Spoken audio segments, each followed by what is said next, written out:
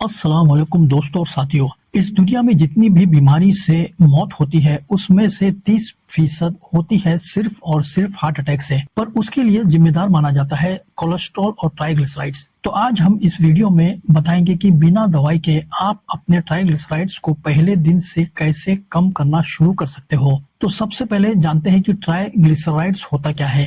ये बेसिकली एक फैट है जो कि हमारे ब्लड में पाया जाता है, जो कि हमारे खून के नसों में मिलता है। ट्राइग्लिसराइड्स के नुकसान क्या है? जब इसको माना जाता है कि ये मौत का जिम्मेदार है तो नुकसान तो होंगे। नुकसान इसका ये है कि इसको माना जाता है कि ये हार्ट अटैक का ये रीजन होता है। ब्रेन स्ट्रोक ये इसकी वजह से होती है। क्रोनिक लीवर डिजीज ये इसकी वजह से होती है। ये ट्राइग्लिसराइड्स जो है आर्टरीज में जाकर ब्लॉकेज करता है और ब्लड में क्लॉट्स बनाता है, जिसकी वजह से ब्रेन स्ट्रोक होता है। क्रोनिक डिजीज जो लीवर की होती है इसकी वजह से होती है, क्योंकि फैट्स वहां पर जमने लगता है। तो जब ट्राइग्लिसराइड्स इतना नुकसानदेह है, लेकिन कुछ तो वजह होगी जो अल्लाह ने ट्राइग्लिसराइड्स बनाया है। तो जानते हैं कि एक्चुअली ट्राइग्लिसराइड्स की जरूरत क्या है हमारे बॉडी में।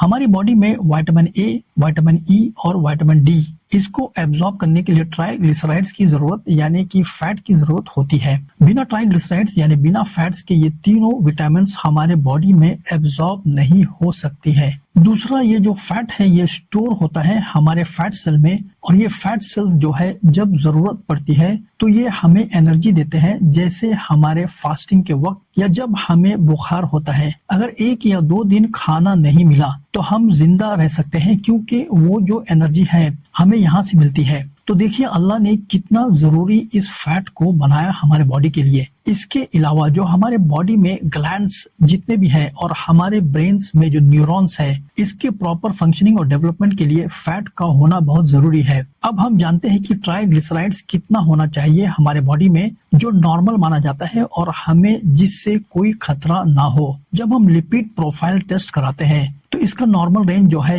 150 मिलीग्राम पर डेसीलीटर, और अगर ये 200 से ज्यादा होता है तो ये हायर रेंज माना जाता है। अब देखते हैं कि ट्राइग्लिसराइड्स बनता कैसे है। ऑयल, बटर, घी, अगर ये आप खाते हैं तो आपको फैट यानी ट्राइग्लिसराइड्स आपको मिलता है। लेकिन कमाल की बात यह है कि इसकी वजह से आपका फैट इतना ज्यादा नहीं बढ़ता है। जी हाँ, फैट खाने से फैट ज्यादा नहीं बढ़ता। तो एक्चुअली फिर बढ़ता क्यों है और बढ़ता किस खाने से? तो वो बढ़ता है शुगर और कार्बोहाइड्रेट्स खाने की वजह से।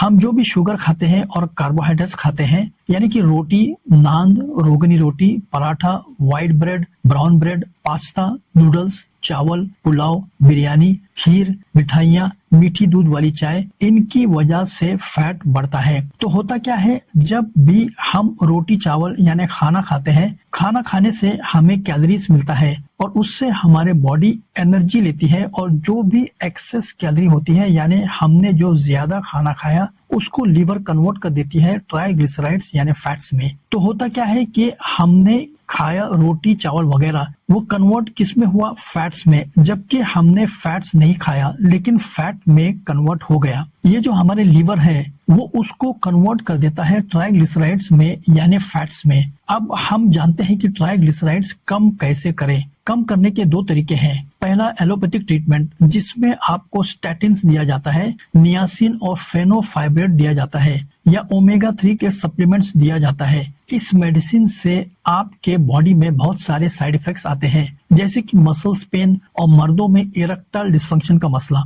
दूसरा तरीका है कि कैसे आप नेचुरली तरीके से आसानी से इसको ठीक कर सकते हैं, और वो है डाइट, एक्सरसाइज और ओबेसिटी को कम करना, या वजन कम करके आप अपना ट्राइग्लिसराइड्स कम कर सकते हैं। तो सबसे पहले हम डाइट पर आते हैं। आप अपने फूड या डाइट को चेंज करेंगे तो ट्राइग्लिसराइड्स बढ़ने का सबसे बड़ा सोर्स है रोटी, चावल, गेहूं, अनाज की बनी हुई चीजें, मैदे की बनी हुई चीजें, स्टार्च की बनी हुई चीजें, जो अल्टीमेटली ग्लूकोज है। तो बॉडी क्या करता है कि आप जब इसे खाते हो वो हजम होते हैं, तो हजम हो के जो इंसुलिन है उनको पकड़ के इस ग्लूकोज को जिस्म के एक एक सेल्स पर लेकर जाता है, जहां पर उनकी एनर्जी के तौर पर काम आता है। जो बच जाते हैं वो इंसुलिन उससे दोबारा जिगर या लीवर में ले जाता है और लीवर उसको फिर ट्राइग्लिसराइड्स में कन्वर्ट कर देता है। तो जो जरूरत से ज्यादा ग्लूकोज है लीवर उसे ट्राइग्लिसराइड्स में बना देता है। अब वो ट्राइग्लिसराइड्स असल में एक स्टोरेज फॉर्म है,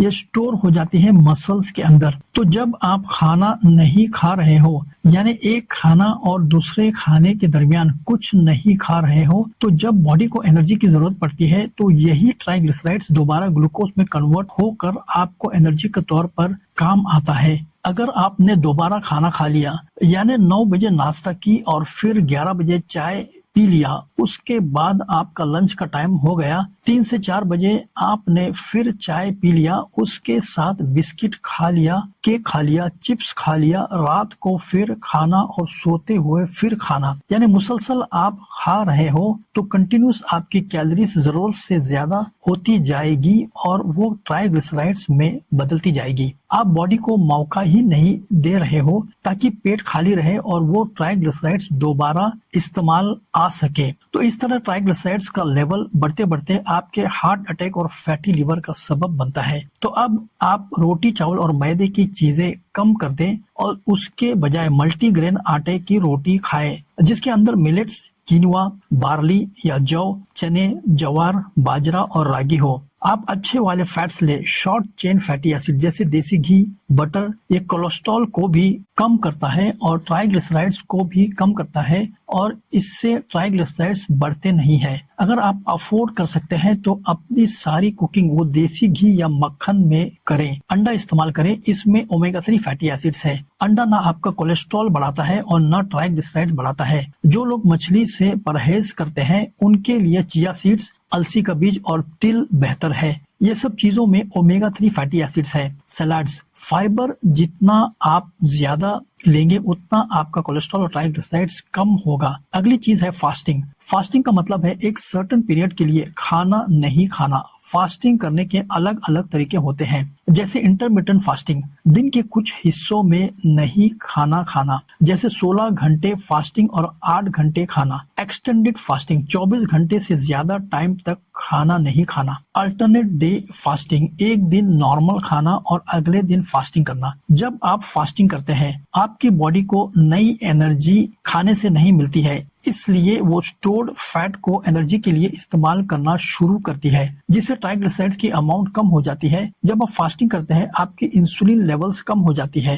फास्टिंग एचडीएल गुड कोलेस्ट्रॉल को बढ़ाने और एलडीएल बैड कोलेस्ट्रॉल को कम करने में मदद कर सकता है। जब आप फास्टिंग करते हैं आपकी बॉडी डैमेज सेल्स को क्लीन करती है और नए सेल्स दोबारा बनाती है, यानी रीजनरेट करती है। ये प्रोसेस इन्फ्लेमेशन, स्वेलिंग को कम करती है और ओवरऑल दिल की सेहत को बेहतर करता है। फास्टिंग से 3 से 4 घंटे में आपका फूड हजम हो जाता है। उसके बाद जो आपका स्टोर्ड फैट्स है ट्राइग्लिसराइड्स के तौर पर फिर दोबारा ग्लूकोज में कन्वर्ट होके यूज होना शुरू हो जाता है और आपका ट्राइग्लिसराइड्स और कोलेस्ट्रॉल नेचुरली नॉर्मलाइज या कम हो जाएगा। अगली चीज जो आप कर सकते हैं वो है एक्सरसाइज या वॉक। एक्सरसाइज या वॉकिंग ट्राइग्लिसराइड्स के लेवल को कम करने का एक बेहतरीन तरीका है। ये इस तरह मदद करता है कि जिस्म की कैलोरीज को जलाकर और स्टोर्ड फैट्स या चर्बी को एनर्जी के लिए इस्तेमाल करता है। लेकिन सवाल यह है कि कौन सी किस्म की वॉकिंग ज्यादा मुफीद है, आहिस्ता चलना या तेज चलना।